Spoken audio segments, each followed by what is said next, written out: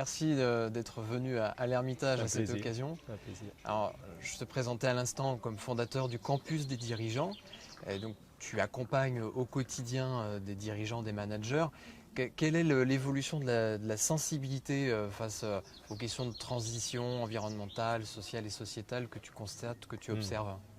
Alors, j'ai vraiment l'impression que les enjeux sont compris aujourd'hui, en tout cas pour les dirigeants qui sortent de leurs entreprises, qui font partie de réseaux, qui suivent des webinaires, des podcasts, qui lisent la presse. Franchement, on ne peut pas échapper à la compréhension des enjeux. Sur l'ampleur des enjeux de transformation, je pense que tout le monde n'a pas perçu, et moi non plus d'ailleurs, l'ampleur qui nous attend dans les sujets de transformation, en lien avec une économie plus durable. Mais en tout cas, je pense que oui, la prise de conscience est faite et je discutais encore hier avec un expert qui me dit que la crise nous a fait gagner, il disait 20 ans, je ne sais pas si c'est 20 ans, mais 10 ans dans l'acquisition de cette prise de conscience. Donc ça c'est simplement prendre conscience. Mais maintenant pour le faire, il y a tout le monde n'avance pas au même rythme, les entreprises n'avancent pas du tout au même rythme pour plusieurs raisons.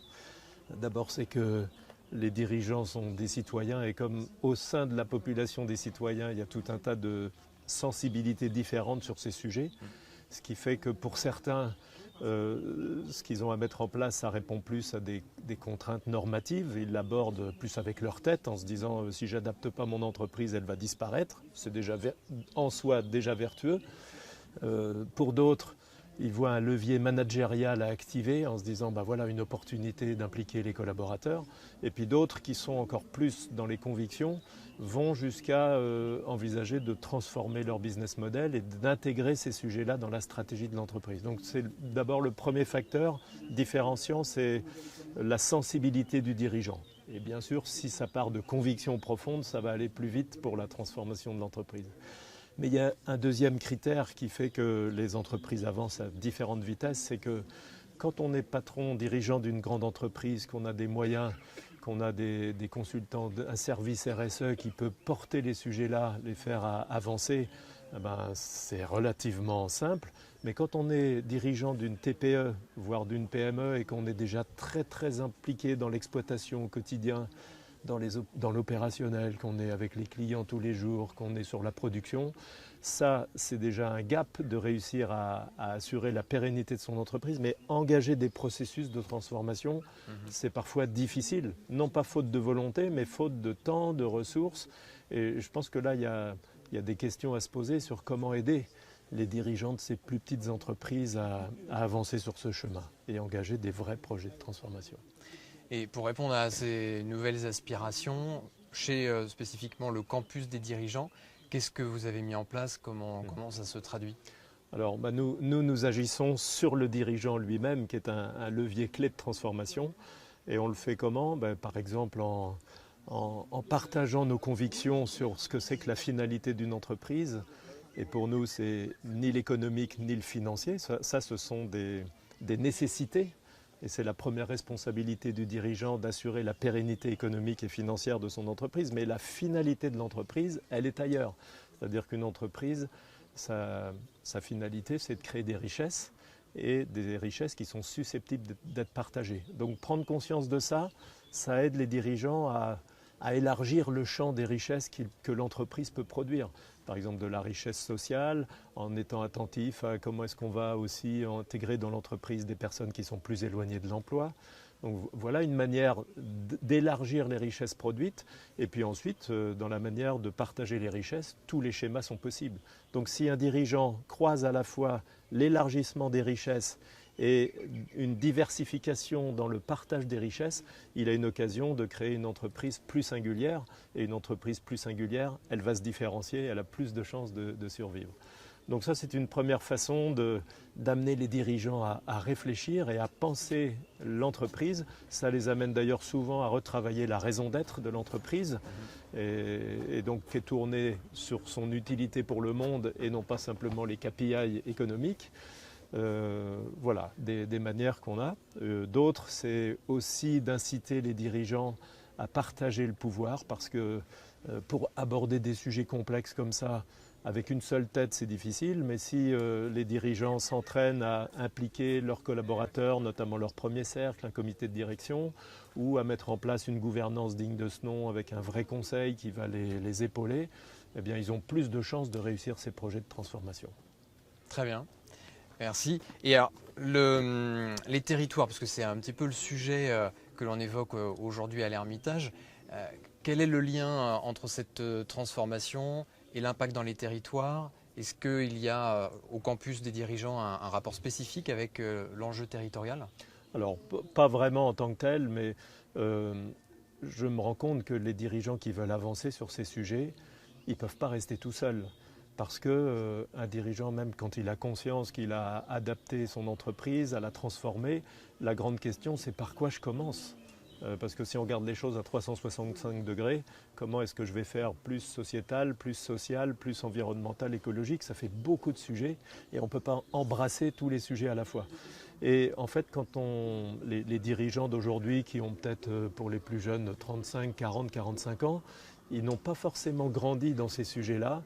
Ils sont aux commandes de l'entreprise, mais il y a plein de questions techniques aussi qui se posent. Quand on commence à parler économie circulaire, les sujets du transport, de l'efficacité énergétique, ils ont besoin d'être épaulés. Alors, ce que je vois, moi, c'est que dans les territoires, il se passe des choses très belles en général. C'est des réseaux d'entrepreneurs qui se créent pour réfléchir à ces sujets et créer des lieux où on peut partager des bonnes pratiques. J'en connais près de chez moi à Lille, je pense par exemple à Démarche Verte, c'est des clubs de dirigeants qui se réunissent pour échanger, apporter sur la table les bonnes pratiques qui commencent à réussir. Ça donne des idées, ça donne envie, c'est de la bonne émulation entre dirigeants. Est-ce que tu aurais justement un exemple d'un dirigeant dans le réseau du campus, une success story, en tout cas une histoire à nous partager? Oui, alors j'en ai plusieurs, mais je pense, j'aurais d'ailleurs bien aimé qu'il soit là aujourd'hui. Franck Desmarais, qui a été le DRH de Decathlon, et à un moment de sa vie chez Decathlon, il a été DG de la marque Kipsta, c'est la marque de sport collectif, enfin de foot maintenant. Et dans son histoire de dirigeant, il a eu à un moment à choisir un lieu pour le siège de Kipsta. Et au siège de Kipsta, c'est non seulement des bureaux, mais aussi des terrains de sport, parce qu'ils sont très proches des utilisateurs. Les ingénieurs, les utilisateurs des équipements fonctionnent ensemble. Et il a choisi, Franck, de créer le siège de Kipsta dans une zone qui est la zone que tout le monde aurait pu fuir. Ça s'appelle la zone de l'Union à Tourcoing, zone qu'il a appelée quartier de l'Union. Et il a choisi ce lieu-là parce qu'il pense que l'entreprise, même si elle a une vocation internationale, elle doit être ancrée dans un territoire. Et plus elle a de liens avec le territoire, plus elle va être solide. Donc il a, par exemple, conservé des locaux d'une friche industrielle. Il les a réhabilités alors qu'un autre peut-être aurait tout rasé. Il a fait travailler les enfants dans les écoles pour dénommer les terrains de sport, pour qu'ils trouvent eux-mêmes les noms, qui est leur nom sur le nom de la classe sur les terrains. Et du coup, il s'est dit, en intégrant le siège au sein de la population, on va apporter des richesses sur le territoire. Et je fais confiance aussi à la population pour prendre soin de ce lieu-là parce que j'ai impliqué. Voilà, il a fait revenir le jour de l'inauguration les salariés qui avaient été travaillé dans ces usines et qui avaient vécu un gros traumatisme avec la fin du textile dans cette région-là, des gens qui ont arrêté leur carrière trop tôt. Il les a invités ce jour-là et il a senti beaucoup d'émotion de voir qu'on avait préservé la culture, on avait préservé le lieu en hommage à l'histoire de ces hommes, de ces femmes et des hommes sur le territoire. Donc je trouve que ça, c'est des magnifiques histoires à raconter. Il y en a plein d'autres. Je pense aussi à des entrepreneurs qui, eux, aujourd'hui, peuvent créer d'emblée des modèles vertueux, des modèles économiques vertueux. Je pense aussi toujours dans ma région, Hubert Mott, qui a créé une entreprise qui recycle des vieux pneus de vélos, de voitures pour en faire des accessoires de mode. Il fait des trucs formidables, extraordinaires, et sa boîte est comme ça, quoi. Voilà, donc ça donne beaucoup d'espoir. Je crois qu'il se passe des choses extraordinaires aussi dans les entreprises. Est-ce que c'est à la hauteur des enjeux? Je ne peux pas le dire parce que je pense qu'on va vivre des transformations vraiment énormes. Nul ne peut imaginer l'ampleur, je pense. Merci pour ton témoignage, puis ces deux exemples justement concrets d'impact dans les territoires et dans la vie du quotidien grâce à des entrepreneurs qui ont complètement transformé leur organisation et participé à des nouveaux modèles émergents.